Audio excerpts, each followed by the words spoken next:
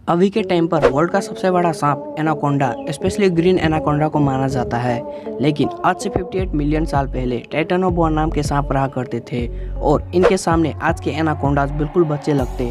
हालांकि ये विलुप्त हो चुके हैं, लेकिन आज इस वीडियो में मैं तुम्हें बताऊंगा अगर टाइटेनोबोआ आज जिंदा होते तो क्या होता।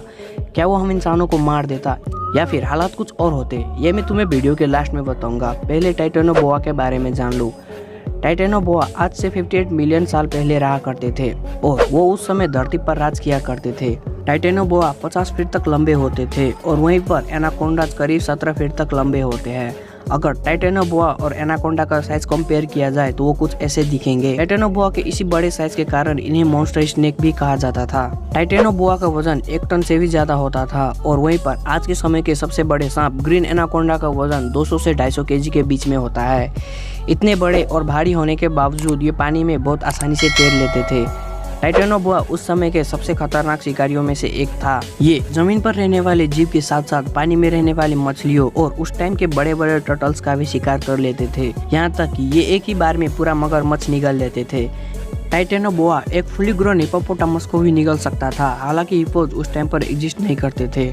अब तुम्हारे मन में ये सवाल आ रहा होगा कि साइंटिस्ट को कैसे पता टाइटेनोबोआ उस टाइम पर एग्जिस्ट करते थे और वो इतने बड़े थे। देखो, किसी भी जीव का पता हमें उसके फॉसिल से चलता है और साइंटिस्ट को कोलंबिया में टाइटेनोबोआ का स्केलेटन यानी कि कंकाल मिला और ये इस बात का प्रूफ है कि टाइटेनोबोआ इतने बड़े थे और वो एक्चुअल में एग्जिस्ट करते थे।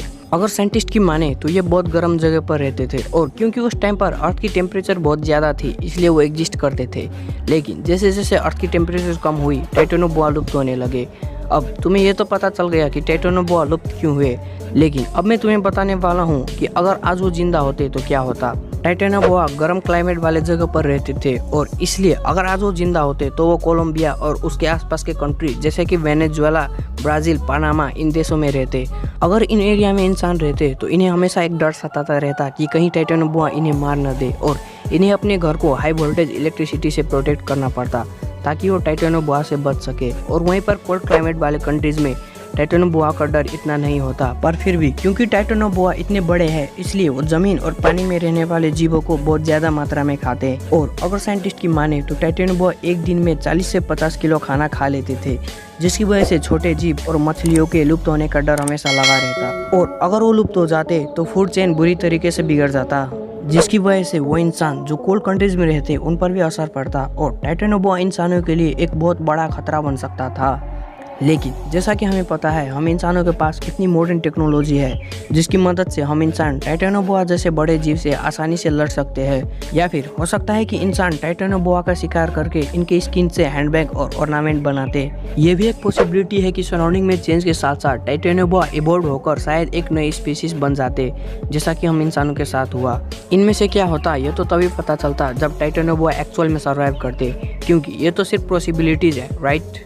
लेकिन अगर मैं कहूँ कि टाइटेनोबोआ वापस आ सकता है तो ये कोई जोक नहीं है। अगर साइंटिस्ट की माने तो ग्लोबल वार्मिंग की वजह से अर्थ का टेम्परेचर बहुत तेजी से बढ़ रहा है और अगर ऐसे ही ग्लोबल वार्मिंग होती रही तो एक दिन ऐसा जरूर आएगा जब अर्थ की टेम्परेचर इतनी होगी जिसमें टाइटेनोबोआ सर्वाइव कर सके। और अगर ऐसा हुआ तो टाइटेनोबोआ वापस आ सकता है, जिसके बाद क्या होगा वो मैं ऑलरेडी बता चुका हूँ। कुछ लोगों का ये भी मानना है कि टाइटेनोबोआ अभी भी जिंदा है और वो अमेज़न रिवर में रहते हैं, लेकिन इसका प्रूफ किसी के पास नहीं है। अगर वीडियो अच्छा लगा हो तो वीडियो को लाइक ज़रूर कर देना और अगली वीडियो कौन सी टॉपिक पर चाहिए नीचे कमेंट में ज़रूर बताना।